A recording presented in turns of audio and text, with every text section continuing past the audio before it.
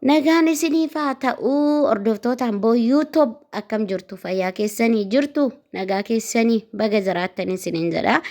Egaa warri hordoftootaan boo YouTube otoo hin ta'in amma yoonaa jirtanii hordoftoota keenya ta'uun dagatinaa subscribe godhaatii akkasuma share godhaatii hordoftootaan boo YouTube ta'a isiniin jedha. Warri immoo akkasuma hamma yoonaa subscribe naa godhaa jirtan Oromoo koo galatoomaan isiniin jedha. Dhugaa rabbi galatoomaa baay'een sin jaalladha Oromoo koo naa galatoomaan siniin jedha. Warri hordoftoota koo amma yoonaa taatanii jirtanii galatoomaa siniin jedha. Warri immoo gara sichitti subscribe na gootanillee galatoomaa. Oromoo koo galatoomaa sin malee maalan qaban siniin jedha. Galatoomaadha.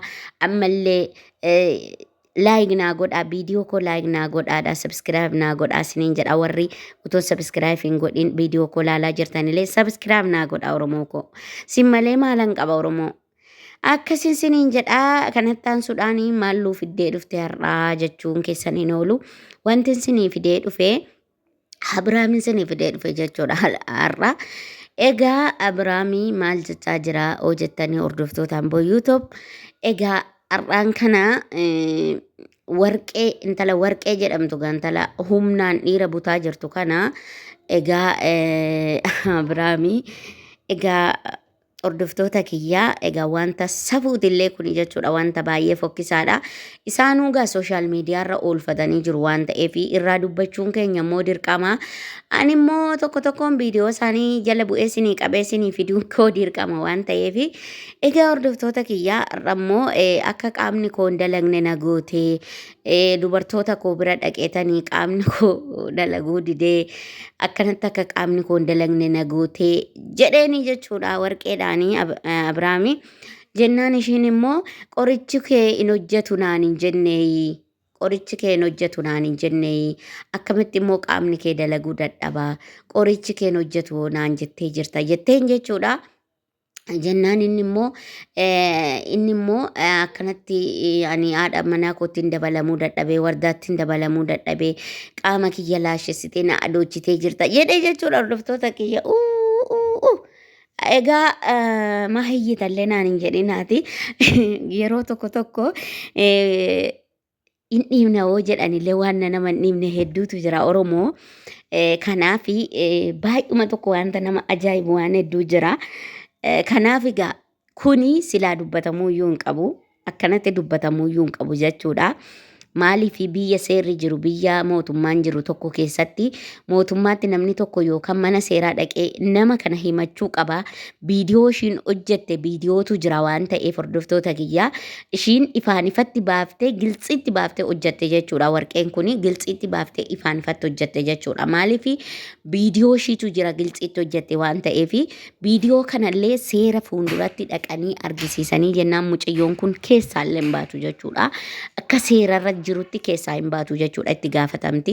Waan goote kana hundumaaf itti gaafatamti jechuudha. Kanaaf nama viidiyoo waraabee kana isarratti hojjetaa jiru kana viidiyoo waraabdee waan barbaadde wallaalchiftee waan barbaadde godhaa jirtu kana tokkoffaa namni manuma namaa seenee mana namaa baxabbaxuu mana namaa seenee mana namaatii hin bahu mana nama dhuunfaa tokko kan shii miti mana abbaa tokko seenee hin bahu jechuun wanjala jechuudha mataa isaatti. Wanjala jechuudha. Biyyi seera qabdu tokko keessatti biyyi seeraan bultu tokko keessatti manuma namaa tokko seentee hin bahu jechuun wanjala jechuudha. Hordoftoota kiyya itti gaafatamti intalli kun jechuudha.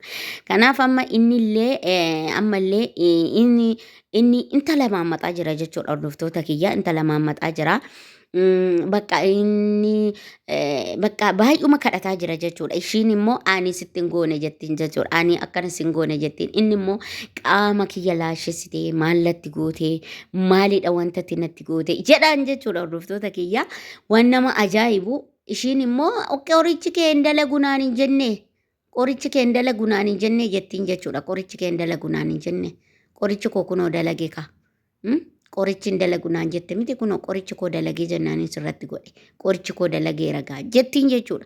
Kanaaf hordoftoota kiyyaa waan akkanaa kana maaliif mana seeraan geessine maaliif fuuldura seeraatti hin dhiyeessine maaliif fuuldura seeraatti dhiyeessine maaliif namarratti kana gochuun barbaachisa maaliif falfala dalaguun maaliif barbaachisa waan rabbiin hin barbaanne waan biyyi hin barbaanne waan araddaan hin barbaanne waan amantaan hin barbaanne dalaganii qoma dhiibbattee isayyuu tirarraati jechuudha qoma dhiibbattee.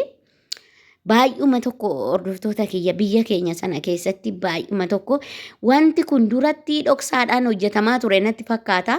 Ani gaa sooshaal miidiyaadhuma kanarratti arge wanni ani beeku hin jiru.